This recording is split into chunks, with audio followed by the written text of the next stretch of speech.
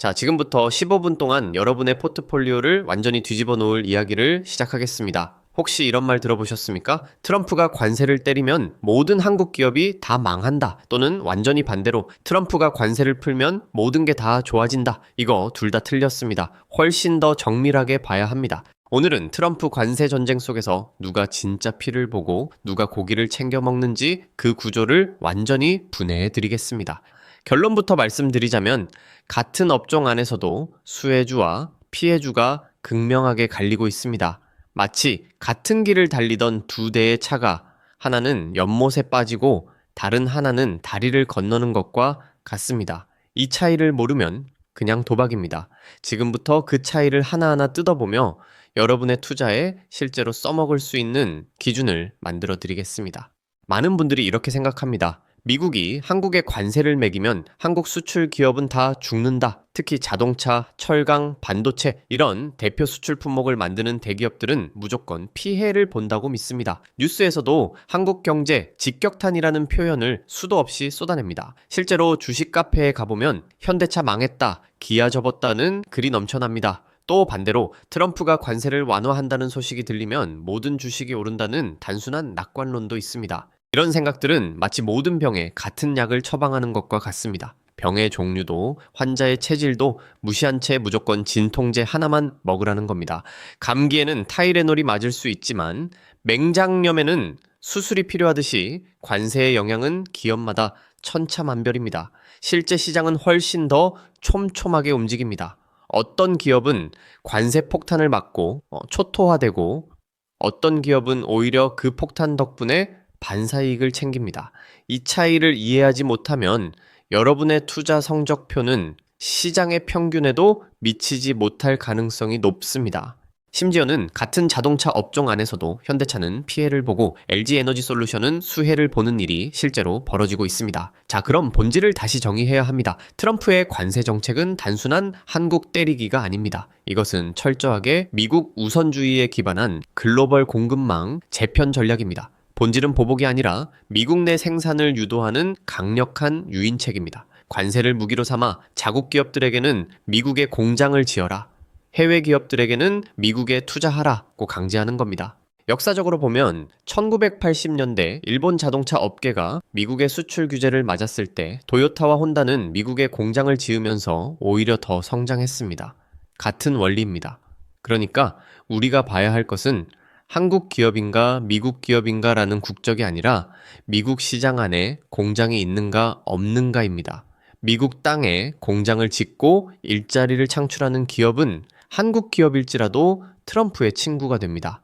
반대로 한국에서 만들어 미국으로 수출만 하는 기업은 어떤 업종이든 간에 표적이 됩니다. 마치 도로 위에서 과속 단속을 할 때 스포츠카만 잡는 게 아니라 모든 차를 잡지만 규정 속도를 지키는 차는 안 잡히는 것과 같습니다. 이 프레임을 꼭 기억하셔야 합니다. 이제 구체적인 숫자를 보겠습니다. 트럼프 행정부는 이미 1974년 무역법을 근거로 전 세계 모든 국가에 10%의 글로벌 관세를 부과했습니다. 여기에 더해 232조, 즉 국가 안보를 이유로 자동차와 철강에는 25%의 초강력 관세를 별도로 적용했습니다. 그리고 이 관세들은 단순히 협상 카드가 아니라 실제로 법원에서 일부 위법 판결을 받기도 했지만 행정부는 계속해서 다른 법적 근거를 찾아 재부과를 시도하고 있습니다. 2026년 7월 20사흘까지 현재의 10% 글로벌 관세가 유효하며 자동차와 철강 25% 관세는 계속 유지되고 있습니다. 이 숫자가 의미하는 바는 명확합니다. 미국 정부가 이 정책을 포기하지 않을 것이라는 점입니다. 만약 포기한다면 그건 단순히 법적 문제를 해결하기 위한 형식적인 절차일 뿐 실질적인 무역 장벽은 다른 형태로 계속 유지될 가능성이 높습니다. 이는 단기적인 트집이 아니라 향후 수년간 지속될 구조적 변화의 신호입니다. 예를 들어 유럽연합에 대한 관세는 기존 30%에서 15%로 낮아졌지만 여전히 높은 수준입니다. 일본은 24%에서 15%로, 베트남은 46%에서 20%로 낮아졌습니다. 관세율이 조정되기는 했지만 아예 사라진 건 아닙니다. 이 숫자들 하나하나가 미국의 무역 압박이 얼마나 치밀하고 광범위한지 보여줍니다. 이제 밸류 체인, 그러니까 공급망을 뜯어보겠습니다. 가장 먼저 떠오르는 자동차 산업을 예로 들어보죠. 완성차 한 대가 만들어지기 위해서는 엔진, 변속기, 배터리, 전장 부품, 시트, 타이어 등 수만 개의 부품이 필요합니다. 이 모든 게 다 관세의 영향을 받습니다. 그런데 여기서 중요한 건 로켓을 만드는 회사보다 로켓이 발사되기 위해 반드시 필요한 부품을 만드는 회사를 찾아야 한다는 겁니다. 예를 들어 현대자동차와 기아는 미국 시장에서 엄청난 점유율을 차지하고 있지만 대부분의 차를 한국에서 만들어 수출합니다. 이들은 25%의 자동차 관세를 고스란히 맞습니다. 반면 제너럴 모터스나 포드 같은 미국 완성차는 어때야 할까요? 이들은 미국에 공장이 있기 때문에 상대적으로 유리합니다. 하지만 여기서 끝이 아닙니다. 진짜 수혜는 이들 완성차의 배터리를 공급하는 회사들입니다. LG 에너지 솔루션, 삼성 SDI, 포스코 퓨처엠 같은 기업들은 미국의 거대한 배터리 공장을 짓고 있습니다. 이들은 관세 폭탄을 피할 뿐만 아니라 미국 정부의 인플레이션 감축법 보조금까지 받아 이중으로 혜택을 봅니다. 완성차 업체가 관세로 고전할수록 현지 공급망의 가치는 더 올라갑니다. 밀가루를 만드는 회사가 빵집보다 오히려 더 안정적인 것과 같은 이치입니다. 빵집이 문을 닫아도 밀가루는 다른 빵집에 팔 수 있지만 밀가루 공장이 망하면 모든 빵집이 문을 닫아야 하기 때문입니다. 이제 거시적인 구도로 시야를 넓혀보겠습니다. 이것은 단순한 무역 분쟁이 아니라 미국과 중국을 중심으로 한 패권 전쟁의 일부입니다. 트럼프의 관세는 중국을 겨냥한 것이 가장 큽니다. 그런데 이 과정에서 한국, 대만, 일본 등 동맹국들도 직간접적인 영향을 받습니다. 문제는 이 흐름이 단기 테마가 아니라 향후 10년, 20년을 바꿀 구조적 변화라는 점입니다. 외국인 자본의 움직임을 보면 알 수 있습니다. 관세 불확실성이 커질 때마다 외국인들은 한국 주식을 팔아치우고 미국 주식이나 달러 자산으로 이동합니다. 하지만 관세 완화 기대감이 생기면 반도체와 배터리처럼 글로벌 공급망에 깊숙이 연결된 한국 기업들은 다시 프리미엄을 받습니다. 즉, 시장은 이 이슈를 일희일비하는 게 아니라 굉장히 이성적으로 반응하고 있다는 증거입니다. 여러분은 이 큰 그림을 봐야 합니다. 예를 들어 반도체의 경우 직접적인 관세 대상은 아니지만 미중 갈등이 심해지면 글로벌 공급망이 꼬이면서 수출과 투자가 압력을 받습니다. 반대로 무역 긴장이 완화되면 삼성전자와 SK하이닉스 같은 기업들은 공급망 안정과 투자 확대라는 프리미엄을 받을 수 있습니다. 이렇게 거시적인 흐름을 읽는 능력이 진짜 투자 실력입니다.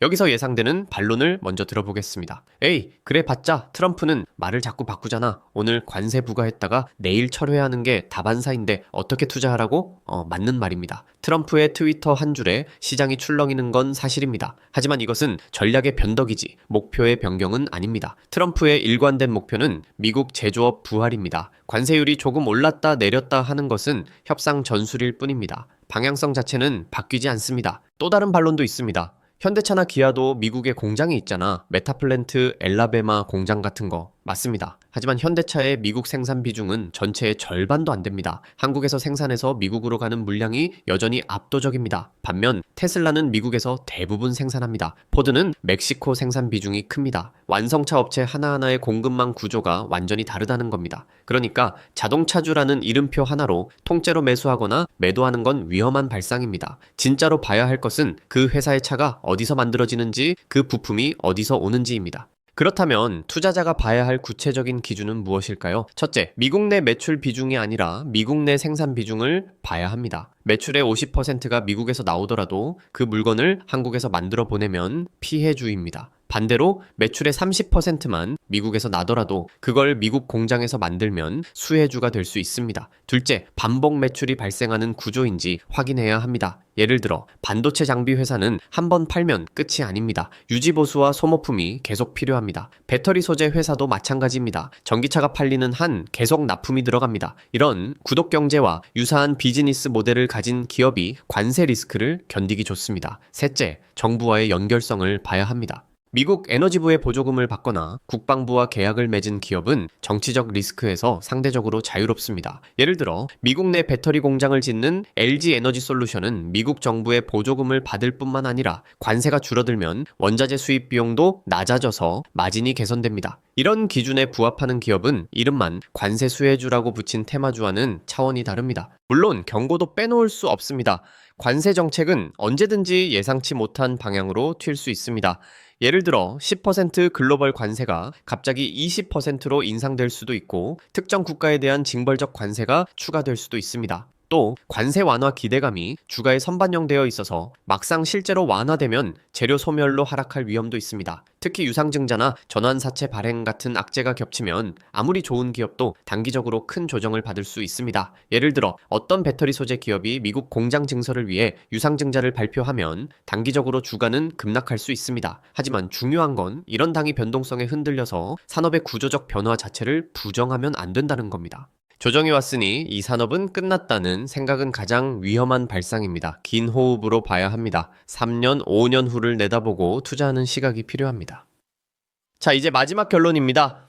지금 당장 여러분이 하지 말아야 할 것은 뉴스 헤드라인만 보고 한국 주식 다 팔자 또는 관세 풀리니 다 사자는 식으로 행동하는 겁니다. 그건 시장에 돈을 갖다 버리는 행위입니다. 그 대신 앞으로는 이런 눈으로 봐야 합니다. 이 회사는 미국에 공장이 있는가? 없으면 피해야 한다. 이 회사의 고객은 누구인가? 관세를 맞는 완성차 업체인가? 아니면 보조금을 받는 배터리 업체인가? 이 회사의 매출이 미국 정책 변화에 얼마나 민감한가? 이 세 가지만 체크해도 여러분의 투자 성적은 확 달라질 것입니다. 오늘 말씀드린 내용이 여러분의 투자에 실질적인 도움이 되길 바랍니다. 이 영상이 유용했다면 구독과 좋아요 꼭 눌러주시고 주변 지인분들에게도 공유해주세요. 다음 시간에는 더 깊이 있는 분석으로 찾아뵙겠습니다. 감사합니다.